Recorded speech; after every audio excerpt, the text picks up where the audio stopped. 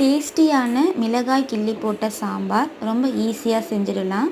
துவரம்பருப்பு, பாசிப்பருப்பு கொஞ்சம் போட்டு கழுவி குக்கரில் சேர்த்துக்கணும். 2 தக்காளி, 2 பச்சை மிளகாய், 4 பல் பூண்டு, கொஞ்சமாக பெருங்காயத்தூள், 1 ஸ்பூன் எண்ணெய் விட்டு 4 விசில் எடுத்து வச்சுக்கோங்க.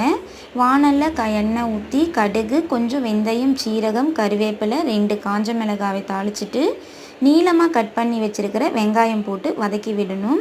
வெங்காயம் நல்லா வதங்கணும். நம்ம இந்த சாம்பாரை ஈஸியாக சட்டுன்னு செஞ்சிடலாம். பருப்பை நல்லா மசிச்சு விட்டுட்டு இப்போது வாணலில் வெங்காயம் வதங்கின பிறகு பருப்பை சேர்த்து தேவையான தண்ணியும் சேர்த்துட்டு கொஞ்சமாக மஞ்சள் பொடி, தேவையான உப்பு போட்டு 5 நிமிஷம் கொதிக்க விடணும். புளியை கரைச்சி பருப்பு கொதித்த பிறகு புளியை ஊற்றி கலந்து விட்டு 5 நிமிஷம் மூடி வச்சு கொதிக்க வச்சோம்னா நமக்கு சுவையான மிளகாய் கிள்ளி போட்ட சாம்பார் ரெடி. இது சாதம், தோசை, டிஃபனுக்கும் சூப்பராக இருக்கும். நீங்களும் செஞ்சு